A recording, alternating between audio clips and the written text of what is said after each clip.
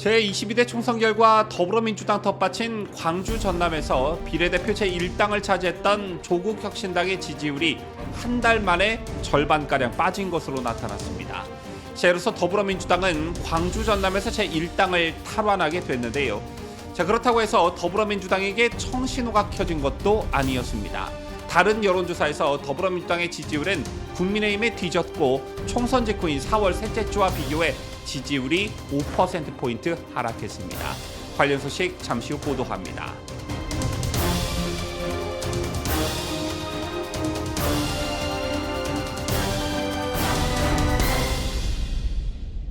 시청자 여러분 안녕하십니까? 뉴스데일리 베스트 민앵커입니다. 저제 부처님 오시는 날을 맞아 조계사에서 윤 대통령과 조국이 악수하는 장면이 화제가 되었지요. 이 둘이 공식 석상에서 만난 것은 2019년 7월 이후 처음이었습니다. 문재인 정부 시절 검찰총장으로 임명된 윤 대통령은 당시 청와대에서 열린 임명장 수여식에서 민정수석이었던 조국과 만나 차담을 가졌습니다.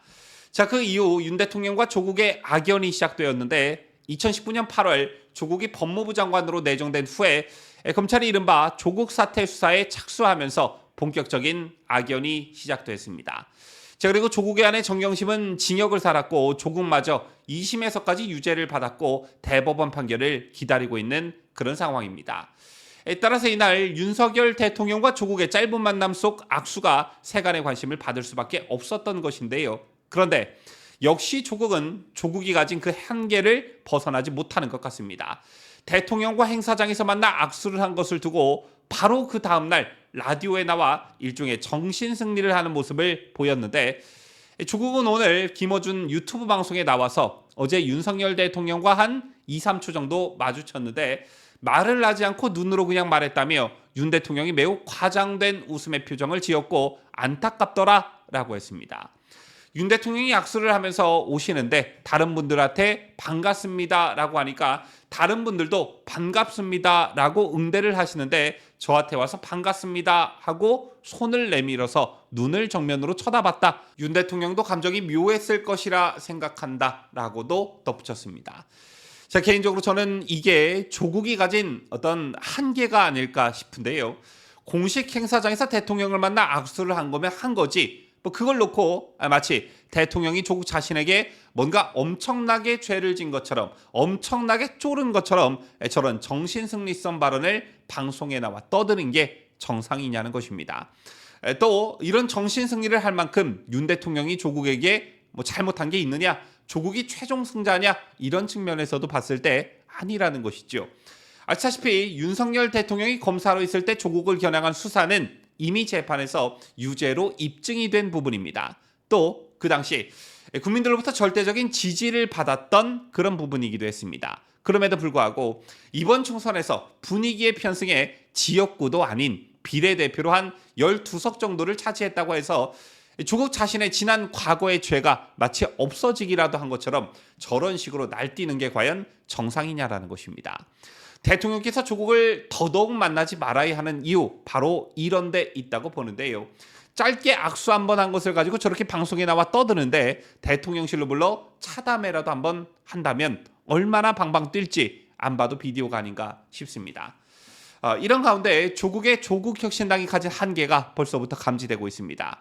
조국혁신당과 관련해 상반된 전망이 나오고 있죠. 조국혁신당이 범야권 캐스팅보터 역할을 통해 영향력을 확대해 나갈 것이라는 관측이 나오는 반면 소수 정당으로의 한계로 역할이 극히 제한적일 것이라는 전망이 있습니다. 개인적으로 저는 윤석열 정부 심판론 속에 치러진 선거에서 소위 바람을 타고 반윤석열 기취를 내걸고 12석이라는 일정 부분의 성과를 올리긴 했지만 그 한계가 분명 있을 것이다 라고 보는 편인데요. 원내 교섭단체 지위가 없는 정당이 할 수 있는 것은 역시나 캐스팅보트 역할뿐인데 12석으로는 한계가 분명하고요.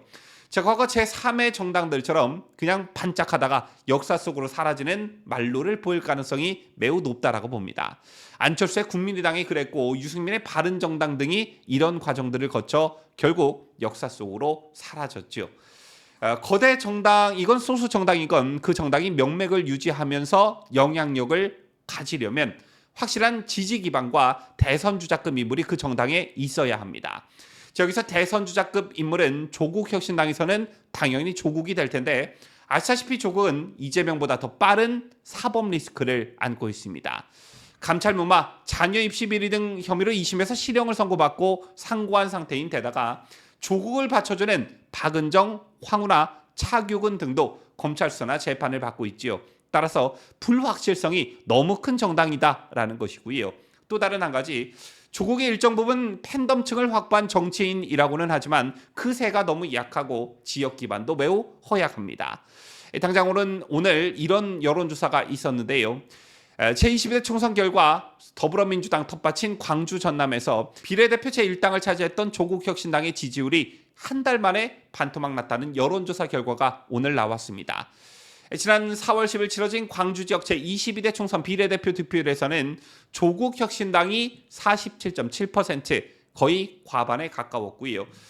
더불어민주연합이 36.3%로 조국혁신당이 11.4%포인트 앞섰습니다. 전남 역시 조국혁신당이 43.97%로 더불어민주연합보다 4%가량 높았었는데요.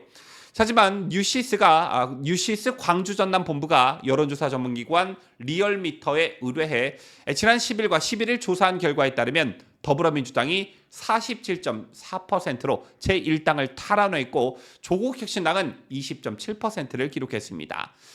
총선 과정에서는 조국혁신당이 민주당보다 반윤석열 깃발을 더 선명하게 들고 나오면서 지역구는 민주당, 비례대표는 조국혁신당이라는 지민 비조 교차 투표가 현실화됐지만 선거가 끝난 후에는 지역구 당선인이 아예 없는 조국혁신당에 대한 관심도가 떨어지면서 다시 민주당 지지율이 상승한 것으로 분석되고 있습니다.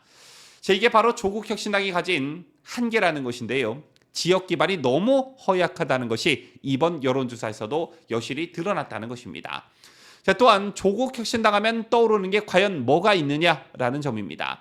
아마 대다수 국민들이 조국과 조국혁신당 하면 윤석열 탄핵, 김건희 여사 특검 추진, 한동훈 특검법 추진 이런 것 말고 딱히 떠오르는 게 없을 것입니다. 이것밖에 할 게 없으면 정당을 차려서 선거에 나오지 말고 차라리 시민단체 하나를 만들어서 매주 용산 대통령실 앞에서 집회를 하는 쪽이 더 나을 뻔했다는 것이죠. 이런 거라고 국민들이 피땀 어린 세금으로 세비를 주고 정당 보조금을 주는 것은 아닐 텐데 이것도 역시 조국혁신당이 가진 한계라고 볼 수 있습니다. 그런가 하면 오늘 발표된 전국지표조사에서 정당 지지율을 보면 국민의힘은 지난주 5월 첫째 주와 같은 31%, 더불어민주당은 2%포인트 하락한 27%를 기록했습니다. 총선 직후인 4월 셋째 주와 비교해 민주당 지지율은 5%포인트 하락했습니다. 총선에서 대승을 거둔 더불어민주당의 지지율이 하락세에 접어들었다는 것보다 총선 참패 후 아무것도 하지 않은 국민의힘의 지지율이 그대로 유지되고 있다는 게 신기할 따름인데 지지율이 깡패라는 말이 있듯 하루빨리 재정비를 마치고 제발 좀 달라진 모습으로 황골탈퇴하는 그런 국민의힘이 됐으면 좋겠습니다. 지금까지 저는 자유대한민국을 수호하는 뉴스데일리 베스트 민앵커였습니다.